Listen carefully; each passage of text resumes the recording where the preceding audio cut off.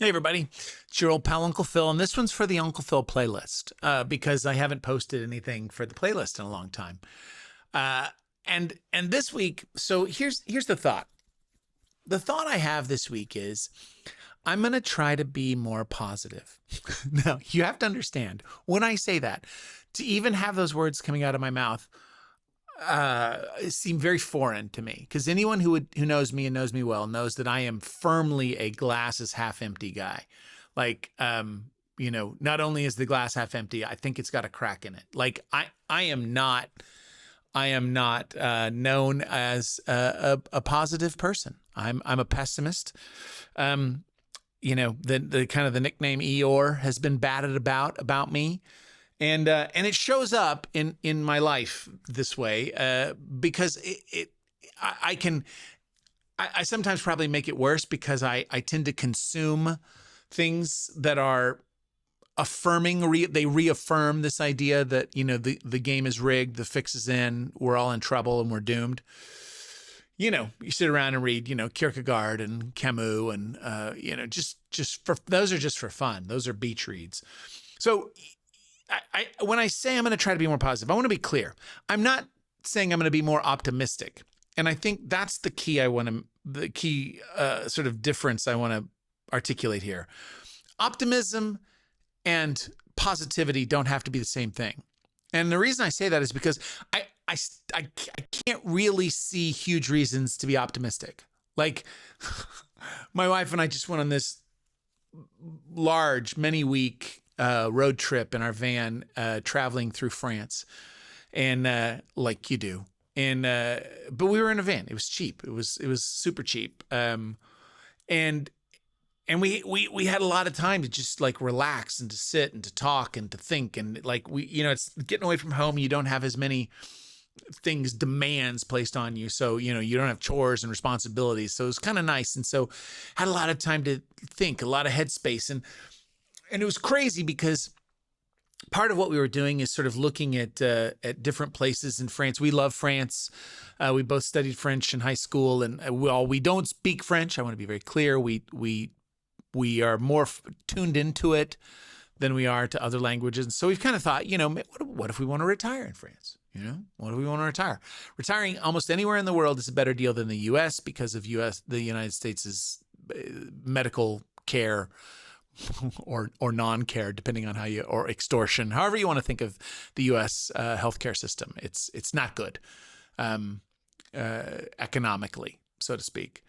And so we were kind of driving through, looking at places that were, the kinds of cities where you could afford to retire, not Paris, not Nice, but other places where you're like, this is a small to mid-sized town, but it has infrastructure, it has hospitals.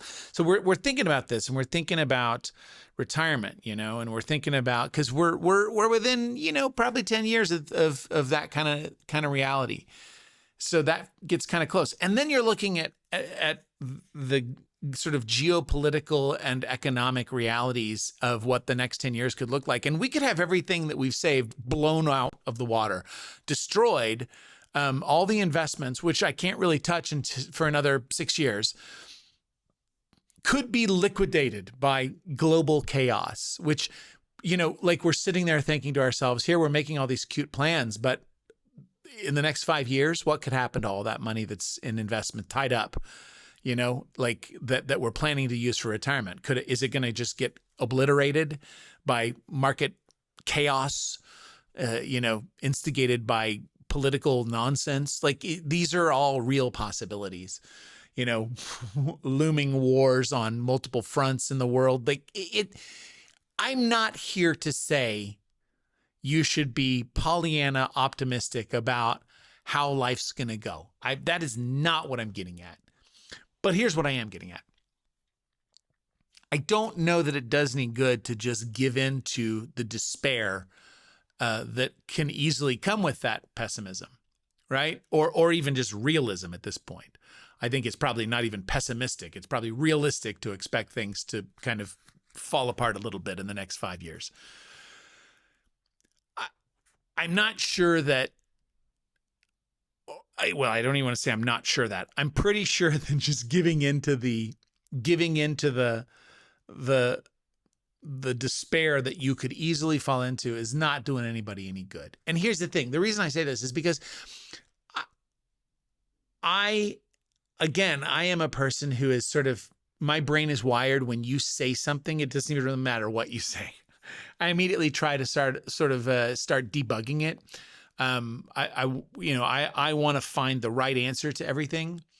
And I want to try to think through and be very careful about what it is that I do. And so and which makes me sometimes not very fun in a conversation. I'll be honest. I have to be careful. My wife has taught me that, like, when she says, "Hey, I think it'd be fun to X," my job is not to immediately turn around and tell her all the reasons it won't work. I'm supposed to let her enjoy that thought. And then maybe if she's still on it in a month or two, we can talk about possible adjustments to the plan that might require some finesse. But I don't have to just destroy dreams the first time someone utters something. That's one I've had to learn a little bit.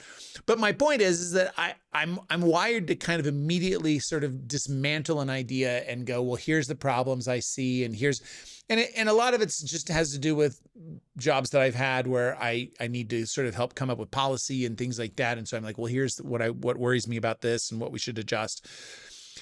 So for me, it's normal to look at a situation and go, oh no, it's going to fall apart. But it's also, unfortunately, normal for me to kind of go to a dark place. And here's the thing. I tend to, like I say, reinforce that with materials, and I tend to ingest things in terms of media, books, music, things that are, they lean in the dark. They lean in the dark direction. Let's just say that, lean in the dark direction.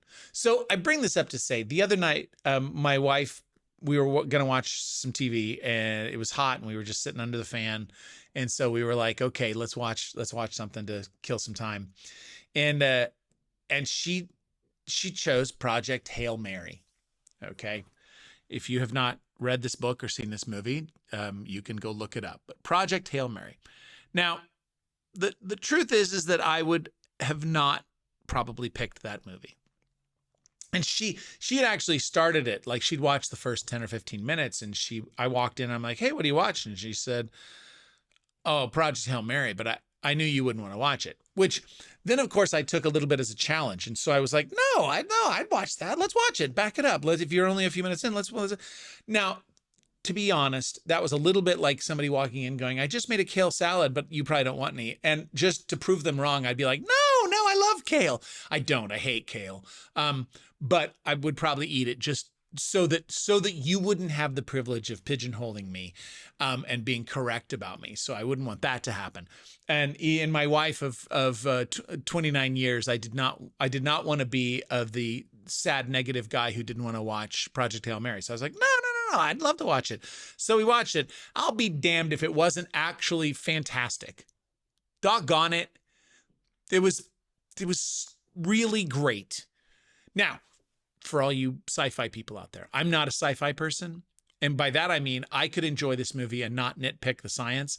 I think hard sci-fi people might struggle a little bit with some of the like sci-fi stuff, the sci-tech that maybe doesn't quite add up. Because even I was watching going, I don't think that could work. But if you kind of suspend the disbelief and just go, I'm not here for that. I'm here for an actual relationship story, because this is really more of a buddy story. This is sort of a relationship movie. It's not really a science fiction movie. It's a relationship movie. And I'll be danged if it wasn't just absolutely charming and uplifting and made me happy and feel good. And against my own, proclivities, I just was delighted watching this movie.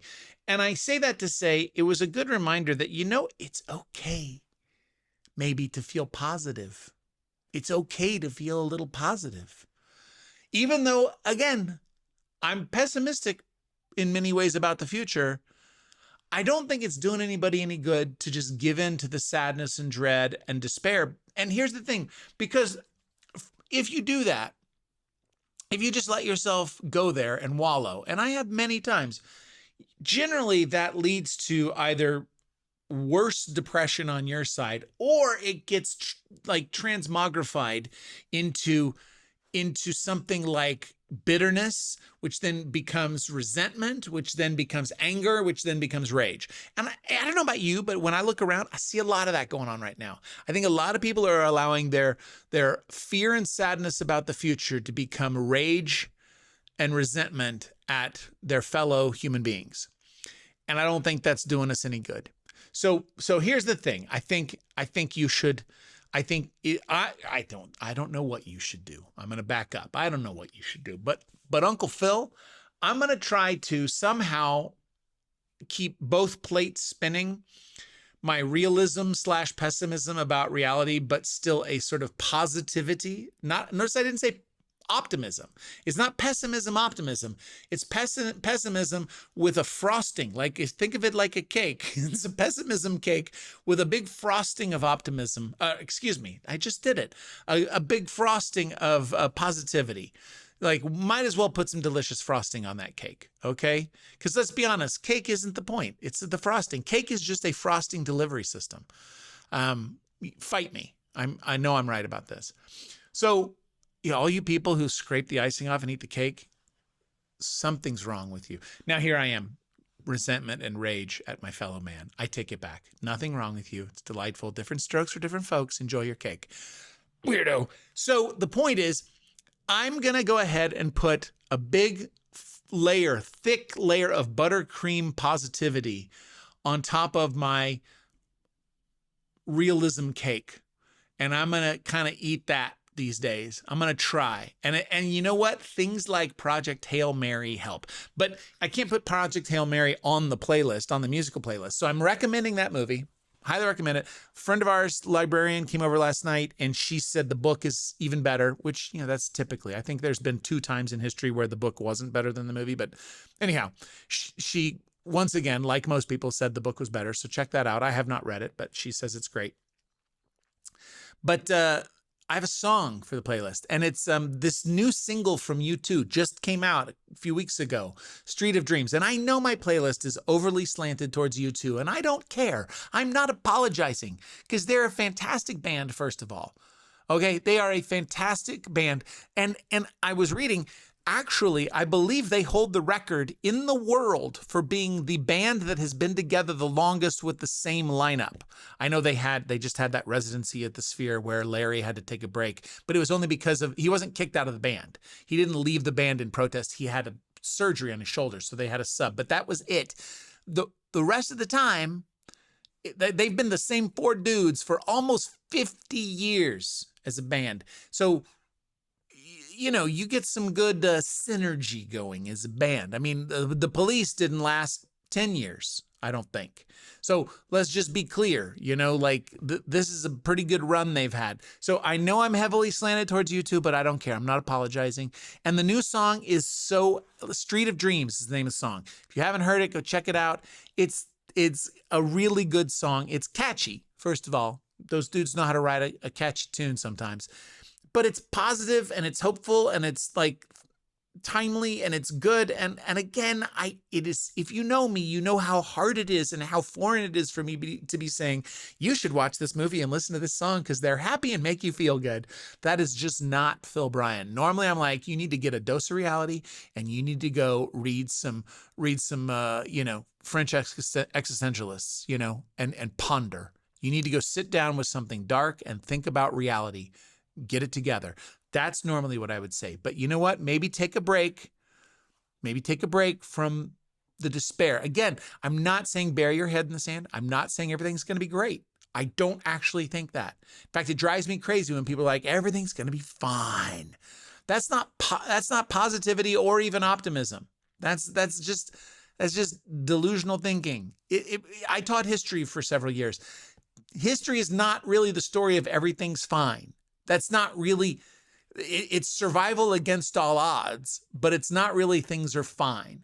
But you can still enjoy a good song and put a smile on your face. You can watch a movie that reminds you that like there are good things. This is the last thing on that Project Hail Mary.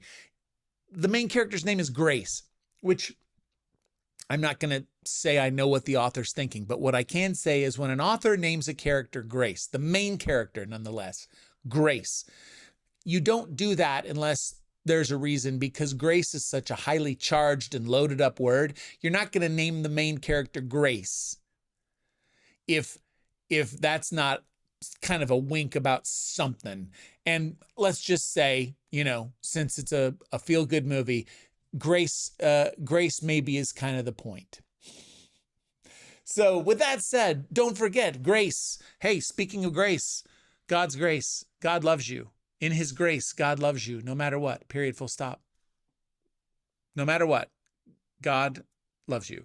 And Uncle Phil, I wish grace, peace, and love to everyone.